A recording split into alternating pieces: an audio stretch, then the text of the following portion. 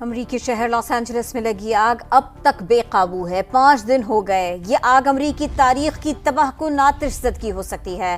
مالیاتی ادارے 160 ارب ڈالرز کے نقصان کا تخمینہ لگا رہے ہیں۔